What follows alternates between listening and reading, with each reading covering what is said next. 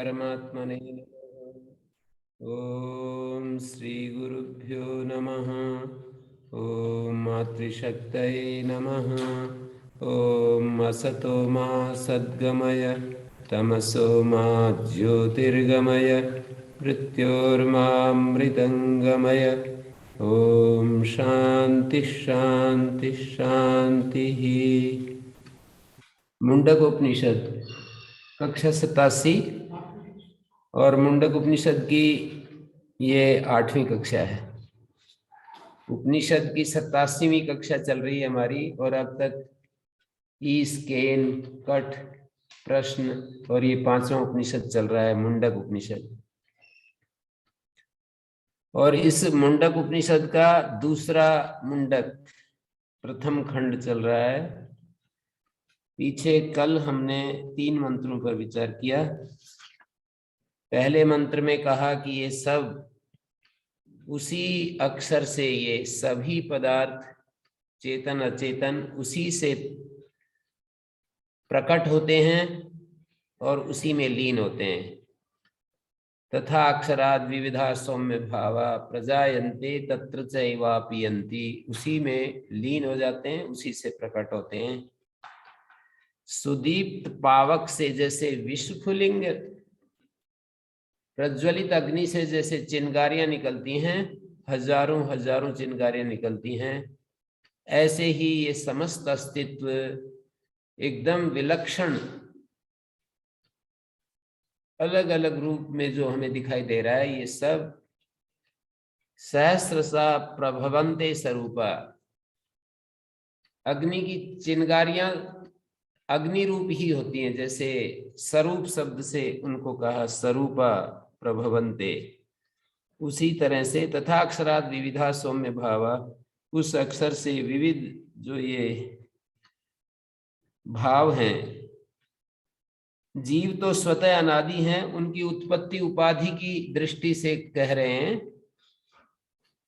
भावा शब्द से यहाँ पर चेतन अचेतन सभी पदार्थ कहे जा रहे हैं, तो वो उस अक्षर से प्रकट हो रहे हैं और उसी में लीन हो रहे हैं।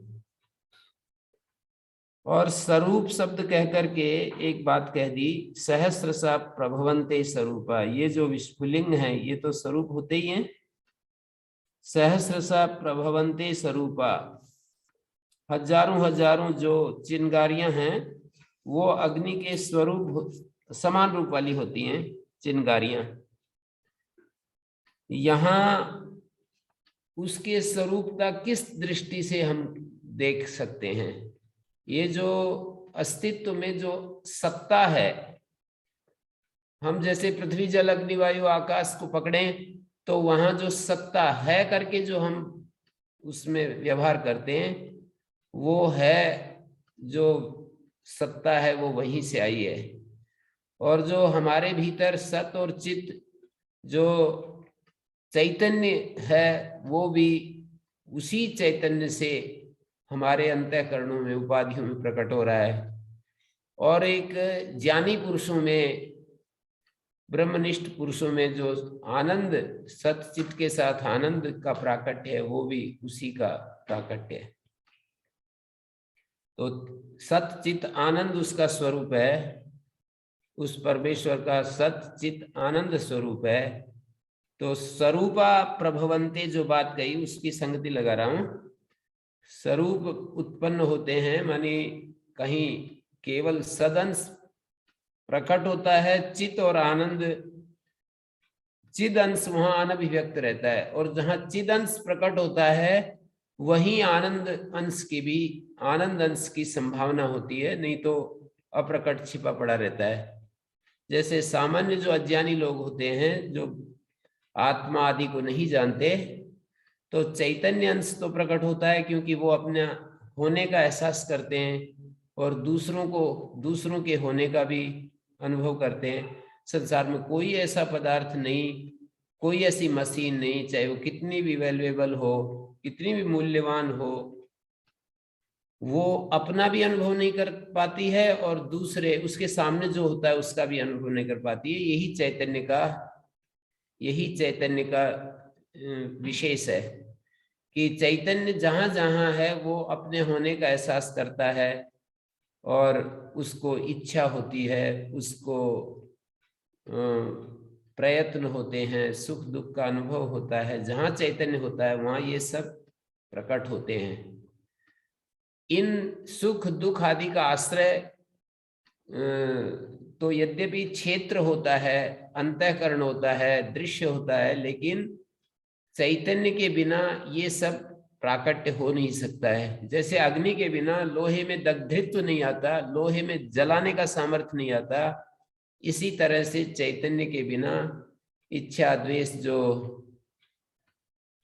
नैयायिक लोग जो आत्मा के गुण बताते हैं, इच्छा द्वेष प्रयत्न सुख दुख ज्ञान धर्माधर्म संस्कार, ये सब के सब भावना नामक जो संस्कार है, धर्माधर्म संस्कार है, वासना रूप संस्कार है। नैयायिक लोग कहते हैं कि आत्मा में रहते हैं, तो वे सारे के सारे वो तो प्रतीति जो है उसको लेकर के, क्योंकि वे न्याय वैशेषिक जो है बहुत ही हमारे को जो हमारी हम सबके समझ में आने वाली बात कहते हैं कि जो सबको समझ में आ जाए, ऐसी ऐसी हमारे को एक तर्क युक्ति देते हैं, एक हमारे सामने बात रखते हैं। एक पारमार्थिक दृष्टि से उसको बिल्कुल उसका विश्लेषण करके उसके भीतर घुस करके यदि हम देखते हैं तो उसका प्राकट्य तो क्षेत्र में होता है, अंतःकरण में होता है, बुद्धि में होता है, लेकिन उसके होने से होता है। यदि चैतन्य ना हो तो ये सब जो अनुभव हैं ये हमारे नहीं हो सकते हैं। तो यहाँ पर स्वरूपा शब्द के पकड़ करके मैंने कुछ कहा कि अग्नि की चिंगारियां स्वरूप प्रकट होती हैं, तो यहाँ पर कोई कहे कि इस अक्षर से स्वरूप भाव तो नहीं दिख रहे हैं, जड़ जो जगत है वो भी दिख रहा है, पृथ्वी जल अग्नि वायु आकाश इत्यादि जो जड़ पदार्थ हैं वो भी दिख रहे हैं। तो उसके लिए ये कहना होगा कि उस अक्षर का जो नेचर है, स्वरूप है, वो है सत चित आनंद। तो उसका सदंश तो यहाँ पर आ ही गया ना, ये पृथ्वी जल अग्नि वायु आकाश इत्यादि में। और जैसे सूर्य के होने से ये जो हमारा दर्पण होता है उसी में, या जल होता है उसी में सूर्य का प्रतिबिंब बनता है, और ये भूमि आदि में उसका प्रतिबिंब नहीं बनता है। तो इसी तरह से समझने की बात है कि अंतःकरण जहाँ होता है वहां चैतन्य अभिव्यक्त होता है, और जहां अंतःकरण नहीं होता है उसका सदंश ही केवल प्रकट होता है, बाकी सारा अनभिव्यक्त रहता है। चैतन्य होते हुए भी घट आदि में चैतन्य है, लेकिन वो ये अनुभव नहीं कर सकता है कि मैं घट हूं या मैं हूं। घट हूं ये बात तो विशेष संज्ञा तो छोड़ दो, मैं हूं ये भी अनुभव नहीं कर पाता, मानी अपना सामान्य सत्ता के रूप में बोध भी नहीं हो पाता। विशेष सत्ता तो अलग बात होती है, विशेष सत्ता तो शायद पशु भी नहीं कर पाते हैं। मनुष्य के अलावा जितने भी, मैं मनुष्य हूं ये मनुष्य ही कर पाता है, पशु ऐसे थोड़ी अनुभव कर पाएगा कि मैं पशु हूं, मेरे सामने ये ऊंट है, मेरे सामने मानी कोई है मेरे सामने, बस इतना अनुभव होता है उनको। एक सामान्य बोध होता है कि मेरे सामने कोई है, मेरा संरक्षक है या मेरा मारक है, मेरे को मारने वाला है या मेरे को सहायता करने वाला है, ऐसा बोध हो जाता है उनको। तो घट आदि को अपने होने का एहसास इसलिए नहीं होता कि वहां अंतःकरण नहीं, अंतःकरण जहां होता है वहां अपने होने का एहसास होता है। तो स्वरूपः तथा अक्षराद विविधा सौम्य भावा, विविध जो भावा है, भावा का मतलब चेतन अचेतन जो पदार्थ हैं उनको भावा शब्द से कह रहे हैं। प्रजायन्ते तत्रैव च, ये उपनिषदों में बार बार एक ही सत्य को एकम सद्विप्रा बहुधा वदन्ति, उस ब्रह्म से यतो वा इमानि भूतानि जायन्ते यत् येन जातानि जीवन्ति यत् प्रयन्ति अभिसंविशन्ति, इस तथ्य को बार बार दोहराया गया है। इसलिए ब्रह्म सूत्र में ब्रह्म का स्वरूप बताते समय ब्रह्म का लक्षण बता अथा तो ब्रह्म जिज्ञासा का ब्रह्म वेदांत वाक्यों पर हम विचार करते हैं। पहले ही सूत्र में यह कहा अथा तो ब्रह्म जिज्ञासा, हम वेदांत वाक्यों पर विचार आरंभ करते हैं। वेदांत वाक्यों पर विचार, ये अर्थ है ब्रह्म जिज्ञासा का। हम वेदांत वाक्यों पर विचार करते हैं। ये तो कभी जब हम ब्रह्म सूत्र पढ़ेंगे तो उस समय ये सामने बात आएगी कि ब्रह्म की जिज्ञासा हम करना चाहते हैं। ये इस वाक्य का अर्थ ना होकर वेदांत वाक्यों पर विचार करते हैं, ये क्यों अर्थ लेना पड़ रहा है। ब्रह्म की जिज्ञासा करते हैं, ब्रह्म का मतलब ब्रह्म प्रतिपादक जो वेदांत वाक्य हैं उन वाक्यों पर विचार करते हैं। ब्रह्म के प्रतिपादक जो वाक्य हैं उन वाक्यों पर विचार करते हैं कि किस वाक्य का क्या अर्थ होना चाहिए। तो तुरंत अगले ही सूत्र में कहा जन्माद्यस्यतः अस्य सृष्टि सर्ग से, इस सर्ग का, इस सृष्टि का जन्म स्थिति प्रलय जिससे होता है, यतः जिससे होता है वह ब्रह्म है। तो ये लक्षण किया, तटस्थ लक्षण। दो प्रकार के लक्षण होते हैं, एक स्वरूप लक्षण और एक तटस्थ लक्षण। स्वरूप को बताने वाले लक्षण को स्वरूप लक्षण कहते हैं। जैसे कि ब्रह्म सच्चित आनंद स्वरूप है, परमात्मा सच्चिद आनंद स्वरूप है, इसका स्वरूप लक्षण है। और जन्माद्यस्यता जो लक्षण किया कि जिससे, यहां पर भी कहा कि अक्षराद विविधा सौम्य भावा प्रजायन्ते तत्र चैव पियन्ति, उसी में लीन हो जाते हैं, ये उसका तटस्थ लक्षण। माने बार बार इस बात को समझाया गया है। सर्वम खलु इदम ब्रह्म तज्जलान इति शांत उपासीत। सर्वम खलु इदम ब्रह्म, ये सब ब्रह्म है। तज्जलान इति, उसी से ये पैदा होता है। तज्जलन, तीन शब्द हैं। जलान शब्द का मतलब जलों को, ऐसा अर्थ नहीं है। जलन और तत् का तीनों के साथ संबंध है। तज्ज तल्ल तदन, तज्ज उससे पैदा होने वाला, उसी में लीन होने वाला और उसी से अनुप्राणित होने वाला। ये तीन ब्रह्म के लक्षण। जैसे भृगुवल्ली में तैत्तरीय उपनिषद में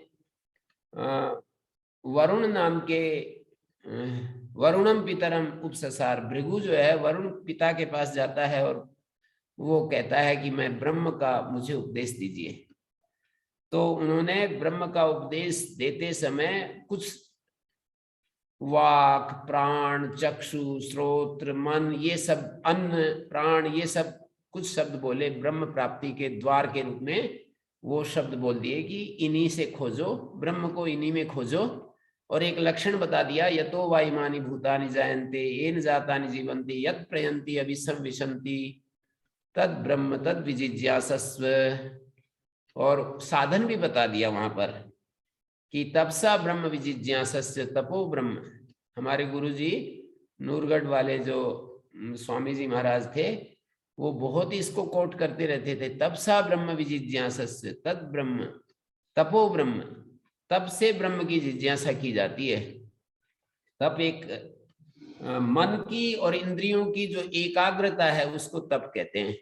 मनसा इंद्रियाणाम च एकाग्र्यम परमम तप। ये तप क्या है, इसकी अलग अलग व्याख्याएं करते हैं। कोई कहता है कि भाई सर्दी गर्मी सहन करना तप है, कोई कहेगा भूख प्यास सहन करना तप है, कोई कहेगा कि जैसा भोजन मिल जाए वैसा स्वीकार करना तप है, कोई कहेगा ब्रह्मचर्य तप है, कोई कहेगा निर्लोभता तप है, कोई कहेगा स्वाध्याय करना तप है।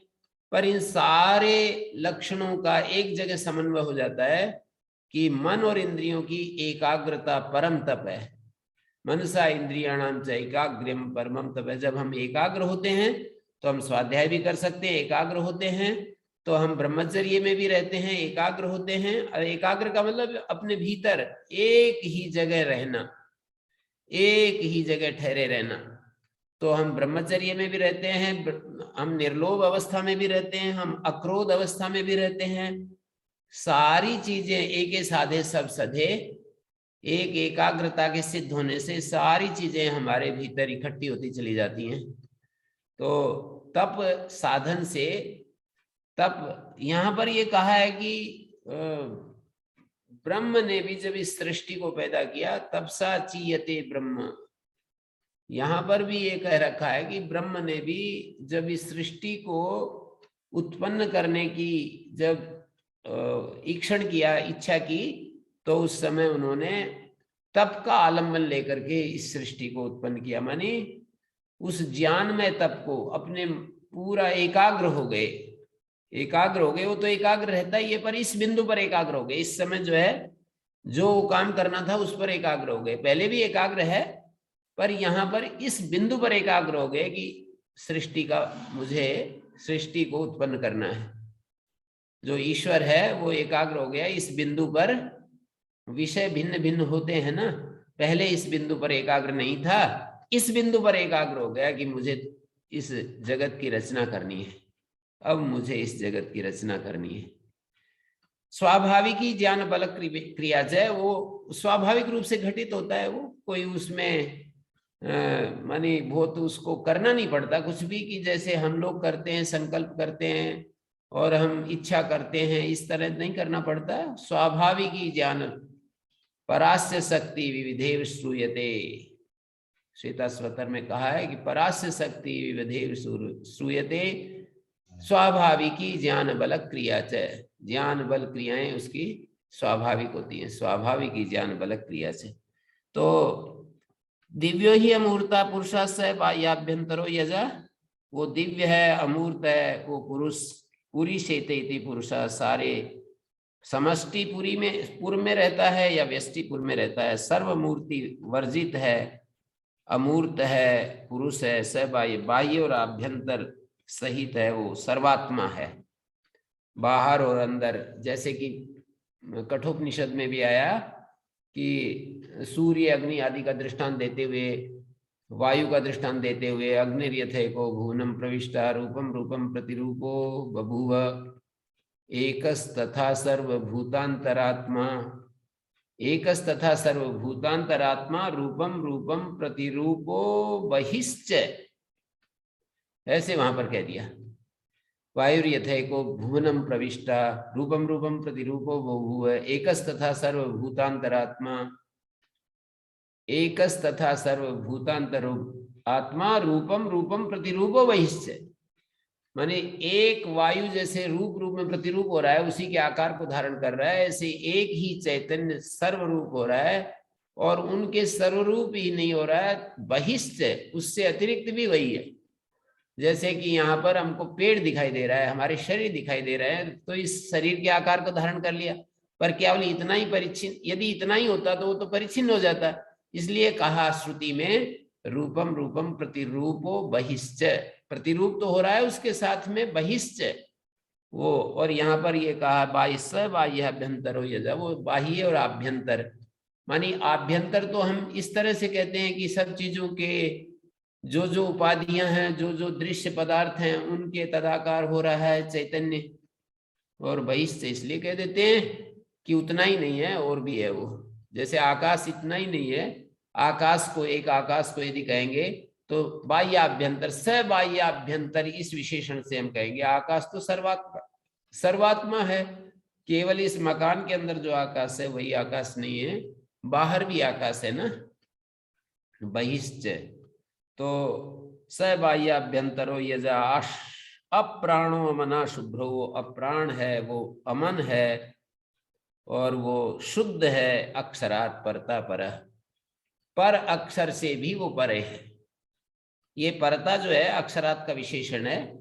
अक्षर के लिए मैंने कहा बहुअर्थक शब्द होते हैं, बहुत ज्यादा होते हैं, एक शब्द के कई कई अर्थ होते हैं, उनको प्रकरण के अनुसार हमें समझना होता है। अक्षर का अर्थ शुद्ध चैतन्य के रूप में भी प्रयोग किया है यहीं पर मुंडक उपनिषद में, लेकिन यही अक्षर शब्द यहाँ पर इस दूसरे मंत्र में परता विशेषण डालकर, परा विशेषण डालकर हमको ये बतला दिया कि अक्षर शब्द यहाँ पर अव्यक्त के लिए प्रयुक्त हुआ है।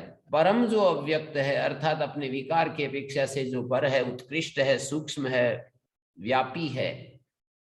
पर का मतलब जो, पर का मतलब तीन दृष्टियों से परत्व देखा जाता है।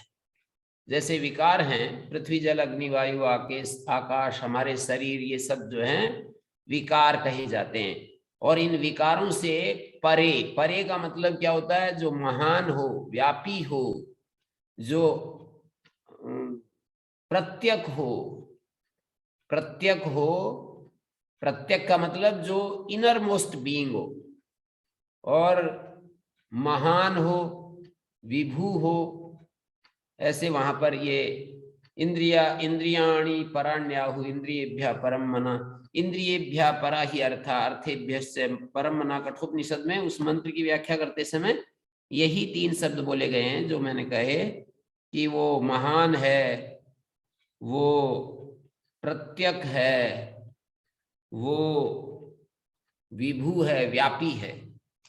मानी जो जितना व्यापी होगा वो उससे पर कहलाएगा।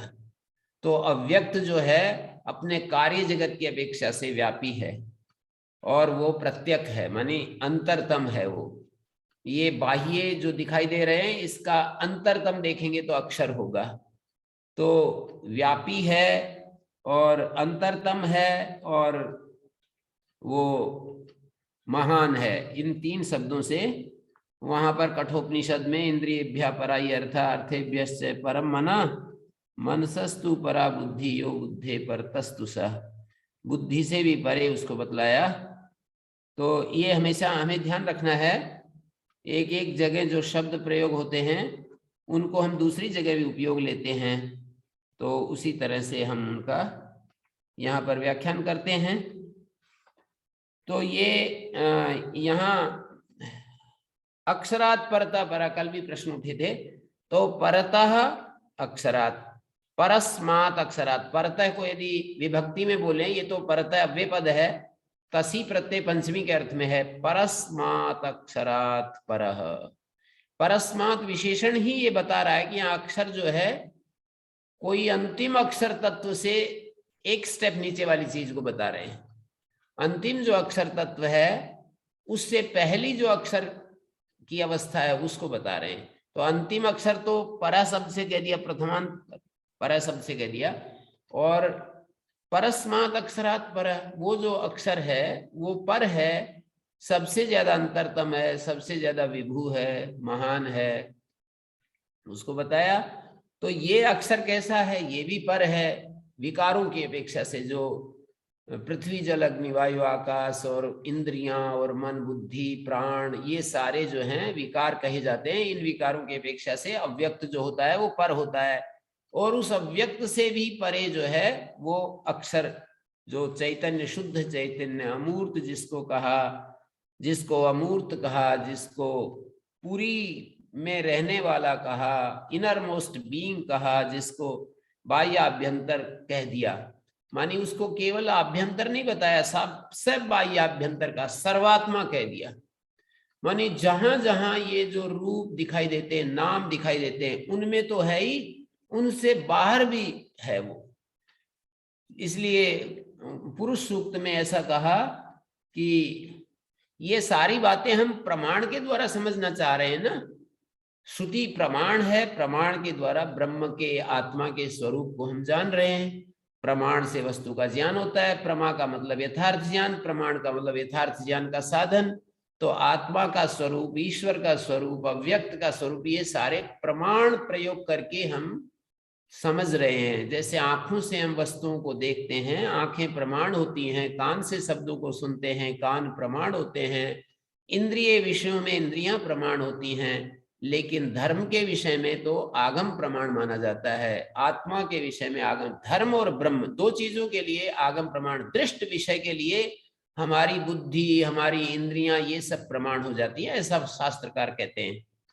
दृष्ट विषय और अदृष्ट विषय, दृष्ट विषय के लिए हमारे को जो बुद्धि मिली है, उसके अंदर जो तर्कणा शक्ति है, उसके द्वारा हम दृष्ट विषयों में कि ये बीज कितना नीचे डालना चाहिए, कितना ऊपर डालना चाहिए, पानी कितने दिन बाद खेत में देना चाहिए, किसी फल फ्रूट के पेड़ को किस तरह से सर्दी से गर्मी से बचाना चाहिए, कौन से वायुमंडल में कौन सा वृक्ष हो सकता है, ये सारे, इस सब के लिए हमारे को आगम की जरूरत नहीं है। इसलिए कहा है आगम की प्रशंसा करते हुए कि प्रत्यक्षेण अनुमित्या वा यस्तु पायो न विद्यते एनम विदन्ति वेदेन तस्मात् वेदस्य वेदता। प्रत्यक्ष और अनुमान से जो हम नहीं जान पाते, उस विषय को हम आगम से जानना चाहते हैं। वही विषय है आगम का, आगम का क्षेत्र वही है। जो चीजें हम प्रत्यक्ष और अनुमान से नहीं समझ पाते हैं, उन विषयों को आगम के द्वारा हमें समझाया गया है।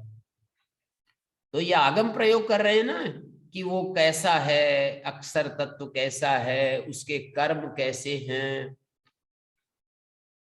उसका स्वभाव कैसा है, वो क्या करता है, वो उसको किस तरह से हम जाने, कैसा समझें, ये आगम हमको दिशा दे रहा है। आत्मा के ज्ञान के लिए हमें दिशा, यथार्थ ज्ञान के लिए श्रुति हमको एक विशेष दिशा दे रही है कि इस तरह से देखो उसको, इस रूप में देखो उसको, इस स्वरूप में उसको देखो।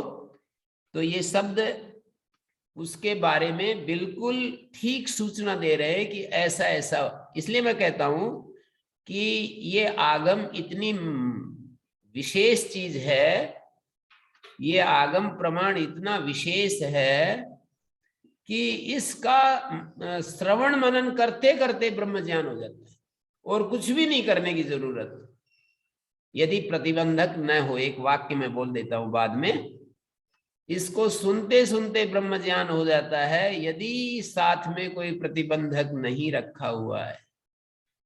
भाई प्रतिबंधक होगा तब तो होने पर भी कैसे ज्ञान होगा? सूर्य के होते हुए भी बादल है तो कैसे ज्ञान होगा सूर्य का? तो यदि प्रतिबंधक नहीं है, मानी हमारा अधर्म, हमने अपने अंतःकरण में अधर्म के बीज हमने हटा दिए हैं, अधर्म के बीज, पाप के बीज हमने हटा दिए हैं, और हमने अपने मन में तरह तरह की कामनाएं नहीं पाली हैं, संसार से सुख लेने की इच्छा छोड़ दी है, और मन को इधर उधर जो भटकता रहता है उसको भटकने से रोक दिया है, और हमने अपने आप को हीन और विशेष समझना छोड़ दिया है कि मैं किसी से हमेशा तुलना करके अपने को कहीं हीन समझता रहता हूं, कहीं से विशेष समझता रहता हूं। अपने को हीन और विशेष समझना छोड़ दिया है, ये सब प्रतिबंधक है। यदि हमारे ये सभी शास्त्रकारों ने प्रतिबंधकों को तो गिना है, व्याधि, स्त्यान, संशय, प्रमाद, आलस्य, वृत्ति, भ्रांति, दर्शन, अलब्ध, भूमिगत, वहां पर योग शास्त्र में प्रतिबंधक गिनाए हैं, वहां न्याय शास्त्र में प्रतिबंधक मिथ्या ज्ञान और विशेष, मिथ्या ज्ञान विशेष, क्या होता है, दुख जन्म प्रवृत्ति दोष मिथ्या ज्ञान, मिथ्या ज्ञान प्रतिबंधक है, दुख जन्म प्रवृत्ति दोष प्रवृत्ति प्रतिबंधक है, सकाम प्रवृत्ति प्रतिबंधक है, और दोष प्रतिबंधक हैं। ये प्रतिबंधक यदि हमने हटा दिए, सब लोगों ने प्रतिबंधक गिना रखे हैं, देखो एक शास्त्रकार ने नहीं, सभी लोगों ने प्रतिबंधक गिना रखे हैं। तो योग शास्त्र में भी प्रतिबंधक हैं, न्याय शास्त्र में भी प्रतिबंधक गिना रखे हैं, यहाँ पर भी जो है अनात्म का जो मोह है वो प्रतिबंधक है। और जो सामान्य प्रतिबंधक यही है कि जो हमारे अशुभ कर्म होते हैं, जो अधर्म का आचरण है, हमारा जो मन इनमें अनित्य पदार्थों में जो उलझा हुआ है कि इनसे मुझे सुख मिलेगा, ऐसी जो बुद्धि बनी हुई है कि इनसे मेरे को तृप्ति मिलेगी, यही तेरे जीवन के लिए आवश्यक हैं। ये भी आवश्यक होते हैं, लेकिन यही आवश्यक है, ही का लगाने का ये भी है, भी और ही का कितना बड़ा रोल है ना। एक व्यक्ति कहता है कि भाई ये भी ठीक है, एक कहता है यही है वही, सांसारिक आदमी यही करके जानता है इन सब पदार्थों को, ये भी ऐसा नहीं कहता, यही इस तरह से। और ये जो बहुत ही ज्यादा जो संत महात्मा रमण महर्षि ज्यादा तो बिल्कुल उधर ही लगा देते हैं, जैसे सांसारिक लोग इधर ही लगाते हैं ना, सांसारिक वस्तुओं के साथ ही लगाते हैं, तो रमण महर्षि जैसे लोग तो उधर ही लगाते हैं कि आत्मा ही सब कुछ है। जैसे उपनिषदों को देखते हैं, यहाँ पर भी ही आत्मा में ही लगा रखा है, आत्मा ही सब कुछ है, ब्रह्म ही सब कुछ है, तो ही जो है उधर लगा देते हैं। तो ऐसी बुद्धि जिनकी होगी उनके लिए आत्मज्ञान केवल सुनते सुनते हो जाएगा।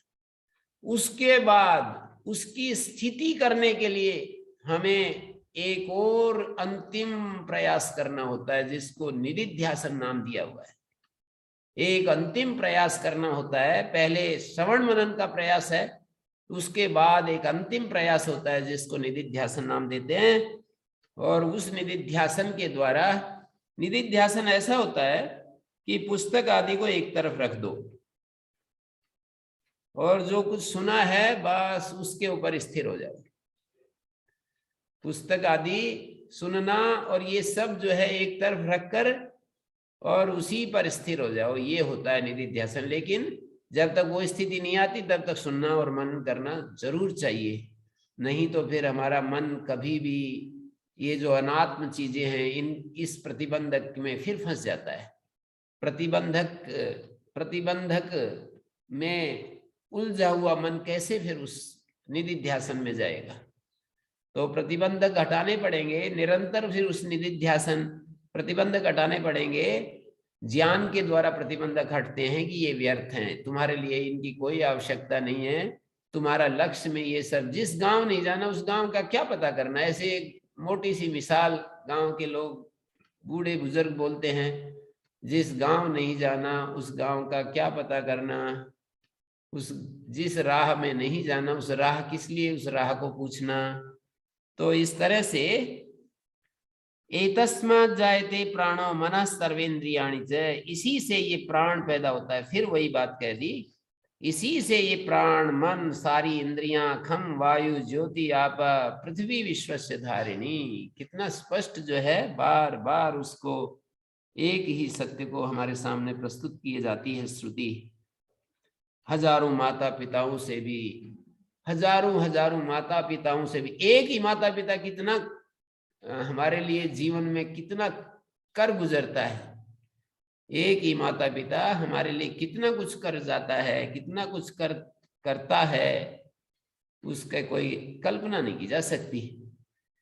एक माता पिता जो बन गया वो अपनी संतान के लिए कितना कुछ करना चाहता है, तो ये कल्पना नहीं की जा सकती। भारत संहिता में यक्ष युधिष्ठिर संवाद में ये उपमा जो है पिता की और माता की इससे दी है। अच्छा हमें बताओ कि इस धरती से भारी चीज क्या है, अच्छा ये बताओ आकाश से ऊंचा क्या है, तो वहां पर कह दिया कि आकाश से ऊंचा पिता है, धरती से भारी माँ है। ये एक ही माता पिता का जब इतना भारी, इतना महिमा वर्णन है, तो ये श्रुति तो हजारों माता पिताओं के बराबर है। इसके क्या कहने। श्रुति के प्रति जिनकी आस्था हो गई, आगम में जिनका विश्वास हो गया, आस्था हो गई, उस व्यक्ति का अधर्म से मन हट ही जाएगा। वो कभी भी उसका मन अधर्म में जा नहीं सकता है, कभी भी नहीं जा सकता है। तो इसलिए श्रुति की महिमा सुना करके श्रुति के प्रति श्रद्धावान हमें बना देना चाहिए, स्वयं को भी वैसा अनुभव करना चाहिए। अब आगे देखिए, अग्निर्मूर्धा चक्षुषी चंद्र सूर्यौ दिशा श्रोत्रे वाग् विवृताश्च वेदा वायु प्राणो हृदय विश्वमस्य पद्भ्याम पृथ्वी ऐसा सर्वभूतांतरात्मा। सर्वभूतांतरात्मा बता दिया। अग्नि उसका मूर्धा है, चंद्र और सूर्य उसकी आंखें हैं, दिशाएं उसके स्रोत्र हैं। एक ही अंतरात्मा को इस विराट रूप में प्रस्तुत कर रहे हैं कि जो सूर्य और चंद्रमा दिखाई दे रहे हैं आकाश में, ये उसकी आंखें हैं। वो जो सर्वभूतांतरात्मा है, जो विराट है, उस विराट की आंखें हैं चंद्र और सूर्य, और ये अग्नि उसका मूर्धा है। परम ब्रह्म की उपासना के लिए हम ये उसका उपासना के लिए ये एक प्रकार का अध्यारोपित रूप बोलते हैं ना, काल्पनिक रूप उसका, कि ये जो अग्नि है ना, ये उसका मूर्धा है, चंद्र और सूर्य उसकी आंखें हैं, दिशाएं श्रोत्र हैं, और वाग विवृताश्च वेदा, और जो विवृत वेद हैं, उद्घाटित जो वेद हैं, प्रकटीभूत वेद। विवृता वेदा का मतलब यहां पर जो अग्नि शब्द है उसको द्युलोक अर्थ में लेना चाहिए। भाष्यकार ने दिया कि असौ वाव लोको गौतम अग्नि, द्युलोक को जो है अग्नि बताया है पंचाग्नि विद्या में। तो जो द्युलोक है उसका सिर है, मूर्धा है, चंद्र और सूर्य चक्षु हैं, दिशाएं श्रोत्र हैं। और विवृता वेदा, जो उद्घाटित प्रसिद्ध जो वेद है, मानी जो अग्निमीळे पुरोहितम इत्यादि मंत्रों के रूप में जो आ गए हैं, वैसे तो अनभिव्यक्त रूप में भी रहते हैं, प्रलय अवस्था में रहते ही है वेद। तो ऐसा थोड़ी है कि परमात्मा का ज्ञान गायब हो जाता है। वेद तो नित्य हैं, प्रलय में भी रहते हैं, लेकिन विवृत अवस्था उनकी सृष्टि काल में होती है। विवृता वेदा वाक, वायु प्राण, और वायु, इस विराट का वायु जो है ना, इस समष्टि वायु, ये उसका प्राण है। और हृदयम विश्वमस्य, और ये जो संपूर्ण अस्य विश्वम हृदयम, ये संपूर्ण जो हमारे सामने जो फैला हुआ है, समस्तम जगत अस्य हृदयम अंतःकरणम, हृदय का अर्थ है अंतःकरण। हृदय भी बहुअर्थक शब्द है। हृदय का अर्थ बुद्धि है, हृदय का अर्थ अंतःकरण है, हृदय का अर्थ ये हमारा हृदय होता है जिसमें रक्त आता जाता है। तो ये जो हृदय है ये भी बहुअर्थक शब्द है। हमेशा जब हृदय शब्द का प्रयोग हो तो उसको समझना चाहिए, हृदय का अर्थ अंतःकरण बुद्धि इत्यादि होता है। तो यस्य हृदयम अंतःकरणम विश्वम समस्तम, विश्वम का अर्थ होता है समस्तम। सारा जो जगत है, संपूर्ण जो जगत है, ये उस ब्रह्म का हृदय, सारा जगत ही उसका हृदय बता दिया। विश्वम समस्तम जगत, अस्य ब्रह्मणा विश्वम जगत समस्तम जगत हृदयम। पदभ्याम पृथ्वी, और ये पृथ्वी जो है पदों से, पैरों से उपलक्षित है। जैसे बोलते हैं ना, कमंडलु न छात्र मद्राक्षित, कमंडलु विशिष्ट छात्र आपने देखा, तो पदभ्याम विशिष्टा पृथ्वी, ये पदभ्याम जो है इत्थम भूत लक्षण, व्याकरण वाले भी एक आधा कोई सुनता है तो उसको मैं सूत्र भी बोल रहा हूं। जो व्याकरण नहीं जानते उनके लिए नहीं बोलता हूं, ये इत्थम भूत लक्षण है, उनके लिए बोल रहा हूं जो व्याकरण जानते हैं। पदभ्याम पृथ्वी, पदभ्याम पैरों से विशिष्ट, जो ये इत्थम भूत लक्षण तृतीया होती है ना, वो विशिष्ट अर्थ में, युक्त अर्थ में होती है। कमंडलु से युक्त छात्र, पैरों से युक्त ये पृथ्वी, पृथ्वी जो है पैरों से युक्त है। एस सर्वभूतांतरात्मा, पदभ्याम जाता पृथ्वी, भाष्यकार ने अर्थ किया है। ये भी औपमिक प्रयोग है। जैसे वहां पर कहा है पुरुष सूक्त में कि ब्राह्मणस्य मुखम आसीत बाहु राजन्याकृता, उसका सिर ब्राह्मण है, बाहु उसका क्षत्रिय है। उरु तदस्य यद्वैश्या पदभ्याम शूद्रो जायत, ऐसे ही चंद्रमा मनसो जाता, चंद्रमा मनसो जाता, विराट के मन से ये चंद्रमा पैदा हुआ, उस ब्रह्म का जो मन है उससे चंद्रमा पैदा हुआ। और पदभ्याम भूमि दिशा स्रोत्रात्, ऐसे ऐसे वहां पर शब्द आए हैं। तो पदभ्याम भूमि ये भी वहां पर है पुरुष सूक्त में। सर्वभूतांतरात्मा कह दिया, इस देवो विष्णु अनंतः प्रथम शरीरी, ये विष्णु है, अनंत है, प्रथम शरीरी है, त्रैलोक्य देहोपाधि है। सर्वेशाम भूतानाम अंतरात्मा, सर्वभूतांतरात्मा, सभी भूतों का अंतरात्मा है। सही सर्वभूतेषु दृष्टा श्रोता मंता विज्ञाता सर्व कारणात्मा, सर्वेशाम कारणानाम चक्षुरादि करणानाम आत्मा स्वरूप भूता अधिष्ठानत्वात् प्रेरकत्वात् सर्व कारणम आत्मा। सब भूतों में जो दृष्टा है, श्रोता है, मनता है, विज्ञाता है, सभी भूतों में जो दृष्टा के रूप में जो ये देख रहा है ना आंखों के माध्यम से, ये वही है। जो कानों के माध्यम से सुन रहा है ना, सुनने की जो जानने, श्रवण इंद्रिय के द्वारा जो ज्ञान हो रहा है, श्रोता के रूप में वही बैठा है, मनता के रूप में। ये वाला वाला तो उपाधि के साथ हो जाता है, उसका शुद्ध रूप वाला नहीं होता है, ज्ञान होता है। और वो ज्ञान तो सारे उपाधियों को हटा देंगे तो एक ही है, सारी उपाधियों को हटा दे तो ज्ञान में भेद नहीं होता है। चाहे आप श्रवण इंद्रिय का ज्ञान या चक्षुर इंद्रिय का ज्ञान है, स्पर्श इंद्रिय का ज्ञान। उपाधि के साथ तो ज्ञान में अंतर होगा, लेकिन उपाधि को हटाते ही ज्ञान सारा एक हो जाता है। तो मनता है, वो मनन करने वाला है, विज्ञान बुद्धि के साथ जुड़ा हुआ विज्ञाता है, सर्व कारणात्मा, सभी कारणों का, चक्षुरादि कारणों का वो आत्मा है, स्वरूप भूत है। आत्मा का मतलब स्वरूप भूत है, अधिष्ठान रूप से भी और प्रेरक रूप से भी। सबका अधिष्ठान है, सबका प्रेरक है। वो अधिष्ठान का मतलब आश्रय है, सबका प्रेरक है। अधिष्ठान है मानी उसी में सब कुछ है। जब हम कहते हैं अधिष्ठान है, आश्रय बताते हैं, तो उसी में सब कुछ है। और प्रेरक है का मतलब है उसकी उपस्थिति से ये सारी चीजें अपना अपना काम करने में जुट जाती है। केनोपनिषद में जो ये कहा ना, केन एषितम पतति प्रेषितम मना, केन प्राणा प्रथमा प्रैति युक्ता। कौन है वो देवता जो आंखों को नियुक्त करता है, श्रोत्र को नियुक्त करता है, कौन है जो वाणी को प्रेरित करता है, ऐसा ऐसा बताया। अब आगे देखिए, तस्माद अग्नि समिधो यस्य सूर्य सोमात् पर्जन्या औषधया पृथिव्याम पुमान रेता सिंचति सो योषितायाम बह्वी प्रजा पुरुषात् संप्रसूता। तस्माद अग्नि मानी पंचाग्नि के द्वारा जो संसरंती प्रजा तापि तस्मादेव, पंचाग्नि के द्वारा जो ये प्रजाएं, छांदोग्य उपनिषद के 5वें अध्याय के 3रे खंड में पंचाग्नि विद्या चलती है। पंचाग्नि श्वेत केतु और आरुणि पिता पुत्र हैं, और वो उनकी कथा चलती है वहां। श्वेत केतु प्रवाहन राजा के पास जाता है और श्वेत केतु से राजा 5 प्रश्न करता है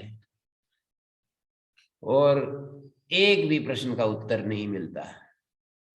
वापिस निराश होकर के अपने पिता के पास आता है। आपने मेरे को बताया था कि सारी विद्याएं पढ़ा दी, मैं वहां पर गया था, वहां मुझसे 5 प्रश्न पूछे, एक का भी उत्तर नहीं बना।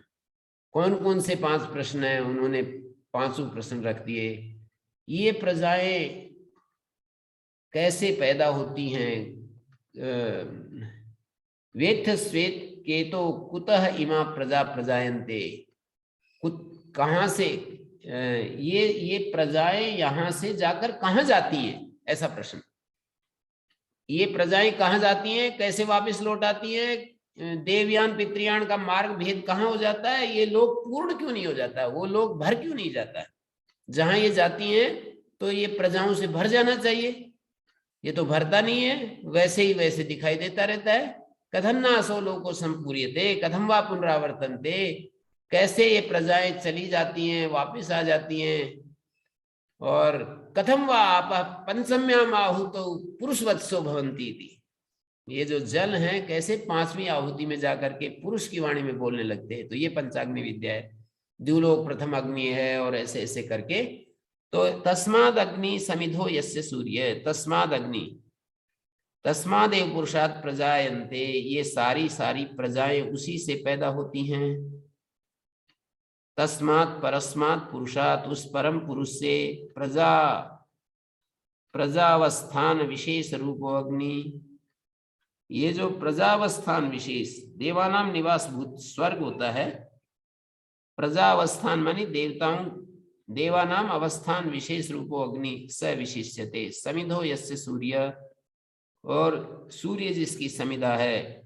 सोमात् पर्जन्या, और समिधैव समिधा, जैसे समिध के समान समिध बता दिया सूर्य को। सूर्य ही द्युलोका समिध देते, सूर्य के द्वारा द्युलोक जो है, जैसे समिधाओं से अग्नि समिंध होती है, प्रकाशित होती है, तो सूर्य से द्युलोक जो है समिंध हो रहा है, प्रदीप्त हो रहा है। ततो ही द्युलोका नाम द्युलोका निष्पन्नात् सोमात्, द्युलोक में, वहां पंचाग्नि विद्या में ऐसा बताया कि यहाँ 2 काल होते हैं, एक आदान काल, एक विसर्ग काल। तो आदान काल में यहाँ से जो जल है पृथ्वी से ऊपर सूर्य की किरणों के द्वारा इंजेक्ट करके और ऊपर खींच लिया जाता है, और उसकी द्युलोक में आहुति दी जाती है, और सोम राजा पैदा हो जाता है। उस सोम की आहुति पर्जन्य में दी जाती है, और वृष्टि के रूप में वो बरसने लगते हैं। ऐसे ऐसे वहां पर पंचाग्नि विद्या में ही ये बात बताई। द्युलोकात निष्पन्नात सोमात पर्जन्यो द्वितीय अग्नि संभवती। दूसरी अग्नि, पहली अग्नि जो है द्युलोक में आहुति, दूसरी अग्नि पर्जन्य में, पर्जन्य दूसरी अग्नि है, पृथ्वी तीसरी अग्नि है, पुरुष चौथी अग्नि है और स्त्री पांचवी अग्नि है। इस तरह से 5 अग्नियों का वर्णन वहां करके बताया। तस्मात् पर्जन्यात औषधया पृथिव्याम संभवन्ति।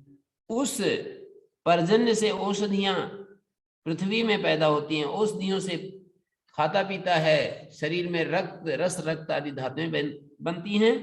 पुमान असौ भूताभ्या उपादान भूताभ्या, ये जो औषधियां हैं उपादान बन करके पुमान, ये जो पुमान अग्नि रेतः सिंचती, पुमान अग्नि रेतः सिंचती योषितायाम। रेतः की आहुति लगती है योषित में, योषाग्नो स्त्रियाम, योषा अग्नि में। एवं क्रमेण बह्वी बह्व्यः ब्राह्मणाद्यः पुरुषात् परमात् परस्मात् संप्रसूता। इस तरह से ये बहुत सारे प्रजाएं पैदा हो जाती हैं। इस मंत्र में पंचाग्नि विद्या की चर्चा कर दी है, जो बृहदारण्यक में भी है, छांदोग्य में भी है। तस्माद अग्नि समिधो यस्य सूर्य, उससे अग्नि, समिधाएं जिसकी, सूर्य, यस्य सूर्य समिधा, सोमात् पर्जन्य औषधया पृथिव्याम, पुमान रेता सिंचति योषितायाम बह्वी प्रजा, बहुत सारी प्रजाएं पुरुषात् संप्रसूता, इस पुरुष से बहुत सारी प्रजाएं फिर आगे पैदा होती चली जाती हैं। तो यहाँ पर पुरुषात् संप्रसूता, पुरुषात् परस्मात्, पुरुषात्, पुरुषात् का मतलब है यहाँ परम पुरुष से। इस तरह से ये व्यवस्था चलती रहती है। तस्माद् ऋचा साम यजुंसि दीक्षा यज्ञाश्च सर्वे क्रतवो दक्षिणाश्च संवत्सरश्च यजमानश्च लोका सोमो यत्र पवते यत्र सूर्यः। और कर्म साधन, कर्म है साधन जिनके, ऐसे जो फल होते हैं उसी से पैदा होते हैं। कर्म साधनानी का मतलब कर्म है साधन जिसके, ऐसे जो फल होते हैं, कर्म से फल मिलता है ना हमारे को। कर्म साधनानी फलानी तस्मादेव, उसी से होते हैं। तस्माद ऋचा साम यजुंसि दीक्षा, तस्मात् पुरुषाद ऋचो नियताक्षर पादावसाना गायत्री आदि छंदो विशिष्टा मंत्रः।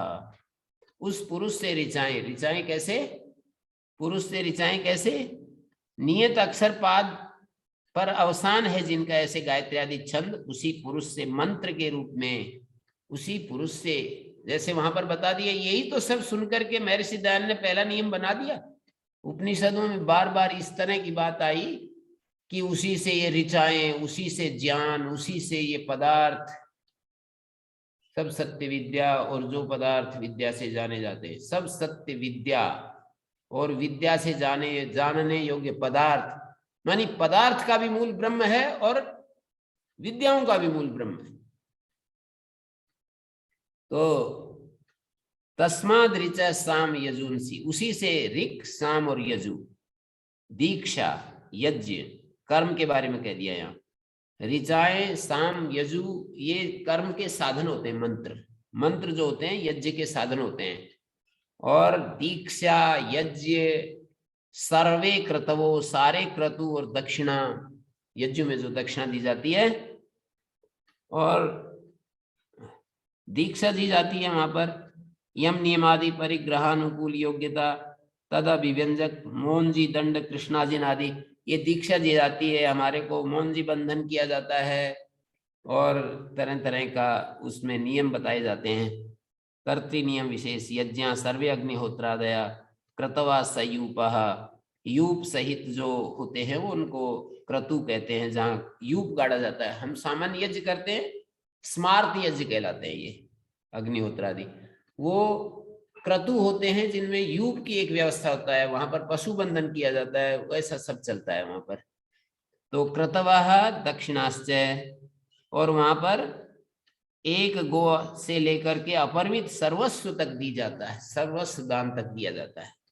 एक गाय से शुरू करके एक गवाद्य परिमित सर्वस्वांता संवत्सरस्य काला कर्मांगम, संवत्सर जो काल है कर्म का अंग है, ये भी यजमान भी कर्म का अंग है, लोक भी, सोम भी। लोका का मतलब यजमान कर्ता होता है, उस कर्म का कर्ता होता है। जब हम यजमान को कर्ता के रूप में देखते हैं तो यज्ञ का अंग होता है, वो यज्ञ अंगी होता है। याग के लिए ये सारी चीजें हैं, मंत्र भी, दीक्षा, यज्ञ, सारे क्रतु, दक्षिणा, याग को निष्पन्न करने के लिए सारी चीजें।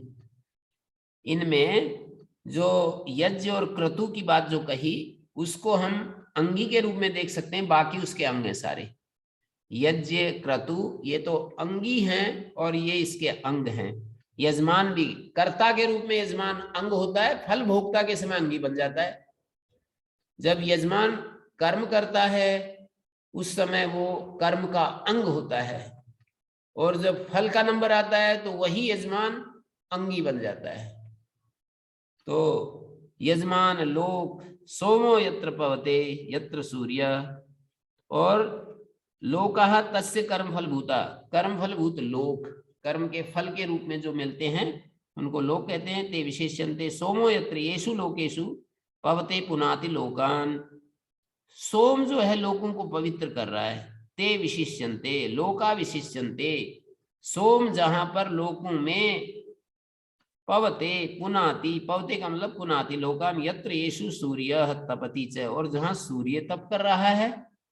सोम जो है पवित्र कर रहा है, सोम का मतलब चंद्र, सोम मानी चंद्रमा और सूर्य मानी, सोम के लिए पवते शब्द डाला। पवन, पवते का अर्थ बहना भी होता है, पर यहां पवते का अर्थ है पुनाति। और यत्र सूर्य तपते, तपति, सूर्य जहां तप कर रहा है। तेज दक्षिणायाम, दक्षिणायन उत्तरायण मार्ग द्वय गम्या, दक्षिणायन और उत्तरायण मार्ग द्वय गम्य, सूर्य मार्गेण विरजा प्रयान्ति, और चंद्र मार्ग से स्वर्गलोक में जाते हैं। अपने आप को पवित्र करके, अपने आप को शुभ कर्मों से पवित्र करके, शुभ कर्मों का अनुष्ठान करके स्वर्गलोक में जाते हैं। सूर्य लोक से ब्रह्मलोक में जाते हैं। दो विशेष लोक है ये। पृथ्वी लोक के अलावा बहुत सारे लोक हैं, लेकिन प्रसिद्ध लोक ये दो हैं, एक स्वर्गलोक, एक ब्रह्मलोक। विद्वत अविद्वत कर्तृफलभूता, विद्वानों के लिए सूर्य लोक है, अविद्वानों के लिए चंद्रलोक है। तो तस्मात् देवा बहुधा संप्रसूता साध्या मनुष्य पशुओं वयांसी, उसी पुरुष से कर्मांगभूत देव बहुत सारे वश्वादि गण भेद से सम्यक प्रसूता, उसी ने ये सब 8 वसु होते हैं, 11 आदित्य होते हैं, 12 आदित्य होते हैं, 11 रुद्र होते हैं, इंद्र और प्रजापति, ये 33 देवता होते हैं। 8 वसु, 8 वसु को गिनने के लिए बड़ा सिंपल सा तरीका ऐसा है कि पृथ्वी लोक और पृथ्वी लोक का देवता अग्नि, अंतरिक्ष लोक उसका देवता वायु, द्यूलोक उसका देवता आदित्य, 6 हो गए, चंद्रमा और नक्षत्र 8 हो गए। महर्षि दयानंद ने इसको दूसरे ढंग से भी सत्याप्रकाश में दिया है। पृथ्वी जल अग्नि वायु आकाश पंचभूत, और सूर्य, चंद्रमा और नक्षत्र, इस तरह 8 गिना दिए। तो 8 वसु होते हैं, 11 रुद्र होते हैं, 5-10 प्राण होते हैं, एक हमारा आत्मा, महर्षि दयानंद ने उसको जीवात्मा कहा है, वेदांत मत में उसको मन कहते हैं। तो आत्मा मन के रूप में, बुद्धि के रूप में, और आगे जो है ये 11 रुद्र और 12 मास जो है आदित्य होते हैं। और क्या होते हैं, इंद्र जो है विद्युत, स्नयितनु अश्नि, एक कड़कने वाली होती है, एक चमकने वाली, एक गिरने वाली होती है, कड़कने वाली, गिरने वाली, कड़कने वाली स्तनयितनु होती है, और अश्नि, गिरने वाली अश्नि होती है। तो उसको इंद्र नाम दिया है, विद्युत, स्तनयितनु, अश्नि, और प्रजापति यज्ञ, प्रजापति यज्ञ के लिए कहा है, यज्ञ क्या है, पशु हैं, ऐसे कह दिया है। और इन सारे देवताओं के मूल में आगे करते करते एक ही देवता आगे बचा दिया, मानी इन सब देवताओं को और कम करके बताओ जी, बोले तो 6 समझ लो, 33 देवताओं को 6 में बांट दिया।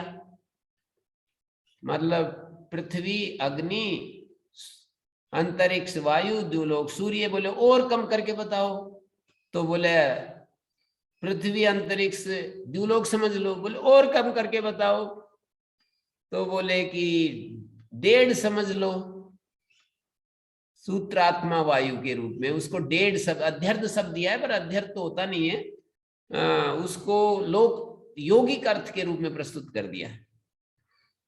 बोले और भी कुछ बताओ, कसर रह गई। तो फिर बोले एक ही देवता है प्राण।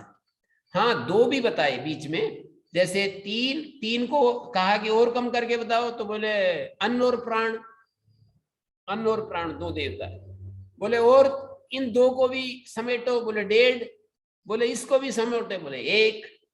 तो सारे देवता जितने ये हैं उसी से, तस्मात् देवा बहुधा संप्रसूता, बहुत रूपों में जो प्रकट हुए हैं, तो 33 रूपों में, और 33 से भी 3306 गिना रखे वहां पर। साध्या मनुष्य पशुओ वयांसी, वयांसी मानी पक्षीगण, और साध्या मानी देव विशेष ही साध्य होते हैं। यज्ञेन यज्ञमयंत देवास्तानि धर्माणि प्रथमान्यासन तेह नागम महिमाना सचंत यत्र पूर्वे साध्या संति देवा। साध्या, साध्या आया पुरुष सूक्त के मंत्र में, साध्या शब्द आया। तो जीवनम च मनुष्यादीनाम, और मनुष्यादि का जीवन, मनुष्य पशव वयांसी प्राणापान व्रीहि यव तप श्रद्धा सत्य ब्रह्मचर्य और विधि। विधिश्च मानी इति कर्तव्यता, ये इसका कर्म करने का जो एक प्रॉपर वे होता है ना, तो प्रॉपर वे भी हमको उसी से पता चला है। काम करने का जो एक प्रॉपर वे होता है वो भी, ब्रह्मचर्य भी वहीं से पता चला है, सत्य का भी, श्रद्धा का भी, तप का भी, सब वहीं से पता चला है हमारे को। आस्तिक की बुद्धि जो है उसको चित्त प्रसाद, आस्तिक की बुद्धि। श्रद्धा का अर्थ किया है भाष्यकार ने, यत पूर्व का सर्व पुरुषार्थ साधन प्रयोग, जिस श्रद्धा पूर्वक सारे पुरुषार्थ साधन का प्रयोग होता है। सत्यम अनृत वर्जनम यथा भूतार्थ वचनम अपीडाकरम ब्रह्मचर्य मैथुन समाचार। तो ये सारी चीजें उसी से प्रकट हुई हैं। तो हमने यहाँ तक पहुंच गए हैं, 7वें मंत्र तक। कोई छोटा मोटा किसी का प्रश्न है तो पूछा जा सकता है। जी गुरु जी, जो तीसरे मंत्र में गुरु जी वो अक्षर ब्रह्म से फिर श्रेष्ठ या परम ब्रह्म लेके आए, जो आपने बताया था अव्यक्त है, तो मतलब परमात्मा से भी ऊपर, परमात्मा और चैतन्य उससे सूक्ष्म तो चिदाभास चैतन्य को जाते हैं, तो ये श्रेष्ठ ब्रह्म की किसकी बात कर रहे हैं? निर्गुण ब्रह्म, एक ही ब्रह्म। गीता में जो पूछा था ना, 7 प्रश्न किए थे जो 7वें अध्याय के अंत में और 8वें अध्याय के प्रारंभ में, किम तद ब्रह्म, वही अंतिम तत्व को यहाँ पर परम अक्षर को ब्रह्म कह रहे हैं। परम अक्षर, परम विशेषण डाल दीजिए, परम अक्षर एक जो है उससे नीचे वाला एक अपर अक्षर है। परम अक्षर, अपर अक्षर, अपर अक्षर के नीचे ये जगत है। मतलब एक तो परम ब्रह्म है, एक उसके नीचे अक्षर है अव्यक्त, उसके नीचे ये जगत है। 3 स्थितियां पकड़ लीजिए जी। तो परम ब्रह्म वो परम भी ब्रह्म का मतलब, परम ब्रह्म का मतलब विशुद्ध चैतन्य, निर्गुण, निरुपाधिक, सर्व विशेष शून्य। जी, दूसरे स्तर पर अक्षर जो अव्यक्त प्रकृति है, प्रकृति को बता दिया। तीसरे पर जगत आ गया, और ये सारा का सारा प्राकट्य जो है उस अक्षर से बता रहे हैं। और प्रकृति तो है, बस यूं समझ लो, सदा से है, वो ब्रह्म से भी प्रकट नहीं होती है, उसका ब्रह्म के अधीन रहती है, बस इतना है। ब्रह्म उसमें तादात्म्यापन्न रहता है, ब्रह्म से पैदा नहीं होती है ये तो है बस अनादि काल से। तो परम श्रेष्ठ ब्रह्म या परम यहाँ ब्रह्म पर जो मैंने इस शब्द का अर्थ बताते समय ईश्वर से अलग कह रहे हैं ना गुरु जी हम? ये जो दूसरा मंत्र में ही तो पूछ रहे हैं आप। हाँ, दूसरे में था शायद। हाँ जी जी हाँ, जी, दूसरे में ही तो है। दूसरे में है ना जी। यहाँ तो दूसरे में ये कहा है परम अक्षर से जो परे है वो है दिव्य अमूर्त पुरुष इत्यादि। आपको दिक्कत हो रही है संस्कृत न जानने से? संस्कृत जानने वालों को इसमें कुछ परेशानी नहीं हो रही है? बिल्कुल, मैं बताऊंगा आपको। जैसे मैं संस्कृत जान रहा हूं तो मुझे इसमें कुछ दिक्कत ही नहीं हो रही है कि आपको ये क्यों अड़चन हो रही है, संस्कृत न जानने के कारण हो रही है। तो वो तो कोई बात नहीं, वो हम हटा नहीं सकते, वो ऑब्स्टेकल ऐसा है कि वो अभी हटा नहीं सकते हैं। फिर जब बालक बनकर आओगे ना तो फिर आपको वो ऑब्स्टेकल हटाना पड़ेगा। जी जी गुरु जी। तो यहाँ पर ये है परस्मात अक्षरात पर है, शब्द ये कह रहे हैं परम अक्षर से परे। परम अक्षर कैसे हो गया, उसको पर कैसे नाम दे दिया? तो अपने विकार जो जगत है ना उसकी अपेक्षा से उसको परम नाम दे दिया, और उससे भी एक और परे है, दो परे दिखा दिए। जगत से परे अक्षर दिखा दिया, अक्षर से परे परम ब्रह्म दिखा दिया। मेरे ख्याल में आपके तो स्पष्ट हुआ होगा। परम ब्रह्म तो हम चैतन्य को कह रहे हैं ना गुरु जी? हाँ, परम ब्रह्म चैतन्य को कह रहे हैं। और ये जो अव्यक्त है ना, अव्यक्त जो है इस कार्य जगत से जो उत्कृष्ट है, सूक्ष्म है, महान है, व्यापी है, उसको अव्यक्त कह रहे हैं। वहां भी चैतन्य है, चैतन्य से कुछ भी खाली नहीं है, ऐसा समझ लेना। यहां तक चैतन्य तो इस कार्य जगत में भी है। हाँ, वो तो सघन रूप से है, सब जगह है, समुद्र की तरह। एक वाक्य मैंने पढ़ा था श्री अरविंद कि एक चेतना का महान समुद्र है, उसमें हम चल रहे हैं, खा रहे हैं, पी रहे हैं, बातें कर रहे हैं, देख रहे हैं। चेतना के उस समुद्र में हम तैर रहे हैं। तो चेतना का समुद्र तो जिसको हम अंतिम ब्रह्म कह रहे हैं वो तो शुद्ध चेतन उपाधियों को हटाने के बाद है। उसके नीचे एक अक्षर है, अक्षर का मतलब उसके अधीनता में है ये अक्षर। जी जी। और ये अक्षर, आप अक्षर समझते ही ऐसा मत चले जाना कि एक जड़ तत्व है, मतलब उस जड़ में भी चैतन्य ओतप्रोत है, चैतन्य तादात्म्यापन्न है। और उसके नीचे फिर ये आ गया, जगत आ गया, यहां भी चैतन्य ओतप्रोत है। चैतन्य तो सब जगह ओतप्रोत है। जी गुरु जी। जी हाँ, मैत्रेय जी प्रश्न पूछ रहे हैं जी। हाँ मैत्रेय जी, स्वागत है। नमस्ते आचार्य जी। जैसे आप बोलते हैं कि सब चीजों को जानने के लिए एक चीज को जानना है, हाँ जी। एक ज्ञान हो गया तो सब ज्ञान हो जाता है। तो उसका हाँ तो जी। उपाय एक उपासना है, केवल उपासना के द्वारा ही हो सकता है। और उपासना जैसे अब हम बिल्कुल नहीं शांत नहीं चित्त हो गए। नहीं, थोड़ा मैं बीच में रोकता हूं। उपासना से प्रतिबंधक हटते हैं, ज्ञान तो प्रमाण से होता है। उपासना से हमें स्थिरता, वो जो ज्ञान होता है उसमें स्थिरता होती है। ज्ञान तो प्रमाण से होता है। वो आगे की बात है, क्योंकि अगर जो स्थिर हमें शांत होना चाहिए, फिर वो अंदर अंदर से ईश्वर से हो जाता है ज्ञान वृद्धि। तो हम नहीं, जब प्रमाण शांत हो से जाते होता है, प्रमाण से ज्ञान होता है। प्रमाण, तो प्रमाण कहाँ प्रमाण पर? है श्रुति आगम, तीन प्रमाण बताए, या तो प्रत्यक्ष से हो जाए, या अब मैं विशुद्ध शास्त्रीय ढंग से बोल रहा हूं, या तो प्रमाण हो जाए इंद्रियों के द्वारा, या प्रमाण हो जाए अनुमान के द्वारा, या ज्ञान हो जाए, या तो ज्ञान हो जाए इंद्रियों के द्वारा, या ज्ञान हो जाए अनुमान के द्वारा लिंग के द्वारा, या ज्ञान हो जाए आगम के द्वारा। तो आगम प्रमाण के द्वारा हमारे को ज्ञान होता है उस आत्म तत्व का। ये बता रहे हैं ना कि उससे ये होता है, उससे वो होता है, कितना सारा जो इतना विवेचन कर रहे हैं, ये प्रमाण ही तो हमारे सामने आ रहा है कि ऐसा ऐसा जो तत्व है उसको आत्मा कहते हैं। फिर उपासना के द्वारा हम प्रतिबंधक हटाते हैं, मन की चंचलता को हटाते हैं।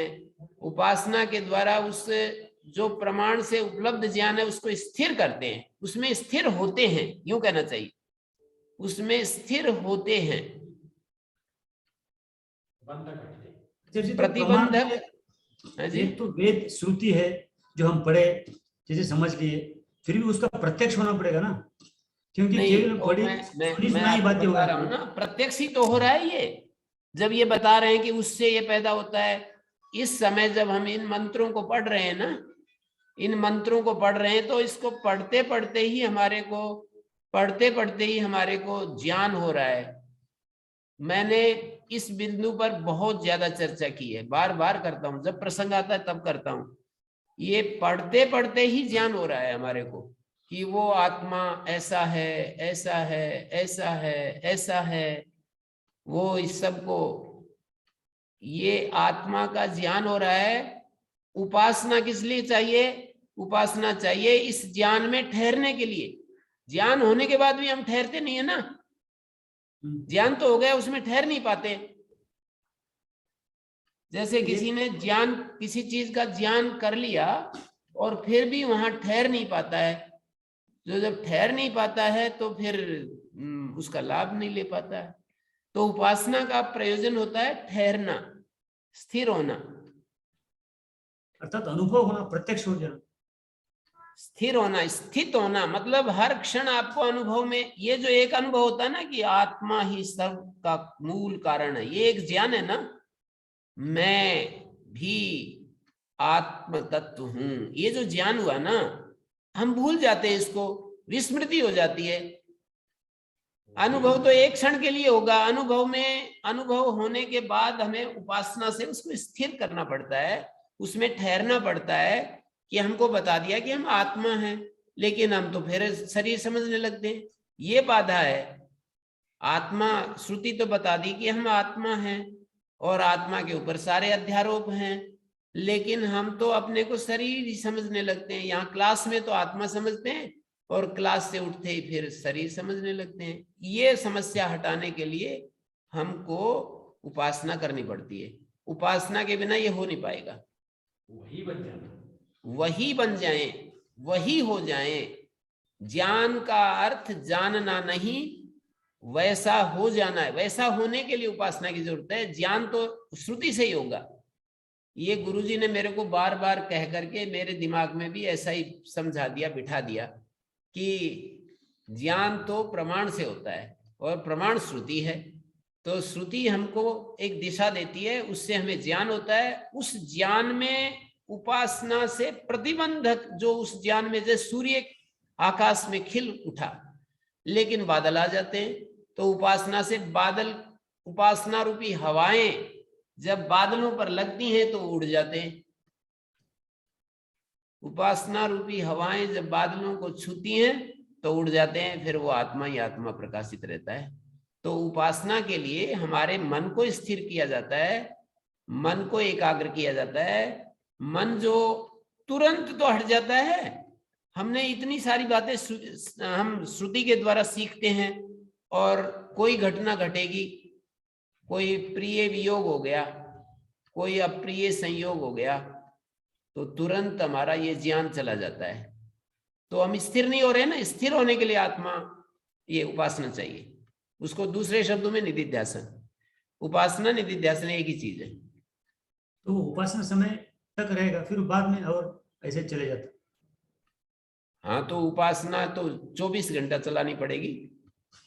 उपासना जो है 24 घंटे चलानी पड़ेगी, तो हम स्थिर हो जाएंगे। फिर रमन महर्षि ने कितना कोशिश की है उसके लिए, 20 साल तक लगातार ऐसे एकांत में ऐसे बैठे रहे, एक ही पोजीशन में, ना तो शरीर की परवाह की, ना किसी खान पान की, ना कोई इंद्रियों का टेस्ट, ना कोई खाने का टेस्ट, ना रूप का, ना स्पर्श का, ना रस का।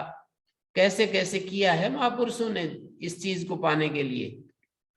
20 वर्ष तक किसी से बोले नहीं, चले नहीं, ऐसे पहाड़ पर बैठे रहे, जाकर के एक समय भोजन कर लिया। कितना कष्ट झेला है लोगों ने इसको पाने के लिए। हम तो आनंद से खूब अच्छा खाते हैं 2-3 बार और सो जाते हैं, अपने जब नींद आती है सो जाते हैं। सेवा के नाम पर भी कुछ लोग करते हैं, बाकी तो अपने आनंद लेते हैं। आश्रम भी आश्रय बना करके रहते हैं। आश्रम होना चाहिए, पर आश्रम को भी आश्रय बना करके जीते हैं, ताकि भाई हमारा आश्रय है अब हम क्या करें। तो कितना कितना किया है लोगों ने, आप थोड़ा उनकी कल्पना कीजिए, कितना कितना किया है। मुक्ति तो नहीं है, मुक्ति तो नहीं है। हाँ, मुक्त जीवन तो तभी मिलेगा, बाकी तो और उसे तो अच्छे बन ही जाते हैं, कंपैरेटिवली तो अच्छे बन ही जाते हैं। तो उपासना समय में जैसे जैसे थोड़ा समय बढ़ेगा तो उसमें क्या वृद्धि हो जाएगी? वृत्ति ये हो जाएगी कि हम आत्मा हैं, शरीर नहीं है, ये वृत्ति हो जाएगी। ज्यादा समय तक वही नॉलेज रहेगा। इतने समय पर ज्यादा, आप 24 घंटे से एक दिन आप उपवास कीजिए, माने क्या कहने हैं, उपवास से मत करो, वो एकांत, मौन। आप मौन होकर के एक संकल्प के साथ एक एक दिन, सप्ताह में एक दिन रहना शुरू कर दीजिए कि मैं आत्मा हूं। और ये उपनिषद में जिस आत्मा का वर्णन किया ना, उस आत्मा को समझ करके फिर आत्मा हूं ऐसा बोलना। ऐसे कि नहीं एक शब्द रट करके बच्चे 5वीं की कक्षा का एक छात्र मेरे को बोला वहां पतंजलि योगपीठ में, बताओ हमारा क्या स्वरूप है? बोले जी हम आत्मा हैं जो शरीर को धारण कर रहे हैं। ऐसे जवाब दिया 5वीं कक्षा के बच्चे ने, हम आत्मा हैं जो शरीर को धारण कर रहे हैं। इतने से काम नहीं चलेगा जी। ये जो उपनिषद में जिस आत्मा की चर्चा हो रही है उस आत्मा को जानना होगा और फिर उस भाव में निरंतर स्थिर होना होगा एक दिन के लिए। हमारे एक मास्टर जी हैं आस पड़ोसी गांव के, तो बीच बीच में ऐसे करते हैं, तो ऐसे आपको भी करना पड़ेगा। उपासना तो नजदीक बैठना है, जानते हुए। हाँ, जानते हुए नजदीक बैठना, मानी अपने में भेद अनुभव करते हुए, और भेदाभेद की स्थिति आ जाती है। भेद होते हुए भी अभेद की स्थिति पैदा कर देते हैं हम। लोहा बिल्कुल अग्नि में पड़ जाए तो यही कहेगा ना मैं अग्नि हूं। लोहा अग्नि में पड़ करके क्या बोलेगा? लोहा अग्नि में डाल दिया जाए, लोहे में चैतन्य हो तो क्या बोलेगा? मैं चैतन्य हूँ, मैं चैतन्य हूं। तो उपासना ये है, मैं चैतन्य रूप हूं, मैं ब्रह्म हूं, मैं आत्मा हूं, मैं सर्व साक्षी हूं, मैं ही अंतर्यामी हूं। ऐसे बोलोगे ना आप। जब आपको डर लगता है कि मैं अंतर्यामी, ये तो झूठ हो गई। मैं अंतर्यामी कहाँ हूं? शरीर का ही शरीर ही मेरे काबू में नहीं, मैं अंतर्यामी, सर्व अंतर्यामी कैसे हो गया? लेकिन आपने अपना आपा उस बृहद अग्नि में, उस बृहद एक विशाल चेतना का समुद्र है ना, उसमें डाल करके अपने को, मैं ऋषि दयानंद के अनुसार ही बता रहा हूं, मैं ये अद्वैत मत के अनुसार नहीं बता रहा, अद्वैत मत के अनुसार नहीं बना रहा, मैं ऋषि दयानंद के अनुसार ही बता रहा हूं कि आप बने रहो, जीव बने रहो, लेकिन जीव बने बने और ब्रह्म में अपने आप को डाल दो समुद्र में। ब्रह्म एक अग्नि की तरह है और उसमें डाल दो, फिर क्या बोलोगे आप? मैं आपसे ही पूछूंगा। मैं समुद्र हूँ, मैं चैतन्य हूं, यही बोलोगे ना? चैतन्य वो तो रहेगा आचार्य हमेशा ही, मतलब मैं चैतन्य हूँ, वो फीलिंग जो है रहता है। हम तो चैतन्य होते ही हैं। आप थोड़ा और भी विकसित रूप बोल सकते हो ना, मैं सच्चिदानंद हूँ। मैंने सच्चिदानंद में डूबा हुआ मैं और क्या हो सकता हूँ सच्चिदानंद के सिवाय? तो सत्य और चित्त आनंद हमें प्राप्त होना, बाहर से आना, ईश्वर में आनंद बाहर से नहीं आता है, हमारा स्वरूप है। और ये तो अद्वैत मत उपनिषद के अनुसार हमारा स्वरूप है, और मेरे सिद्धांत के अनुसार भी व्यापक संबंध से बाहर से कहाँ है?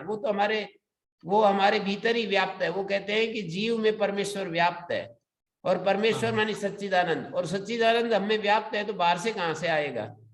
हमारे अंदर रमा हुआ है वो, केवल उसका फील, उसको अनुभव करना है। अब तो बीमार है, इसलिए नहीं महसूस होता। ठीक है, अच्छा जी, कोशिश करेंगे। धन्यवाद जी जी जी गुरु जी, बहुत सुंदर गुरु जी। आज काफी मटेरियल है, हमें इसको दोबारा सुनना भी पड़ेगा।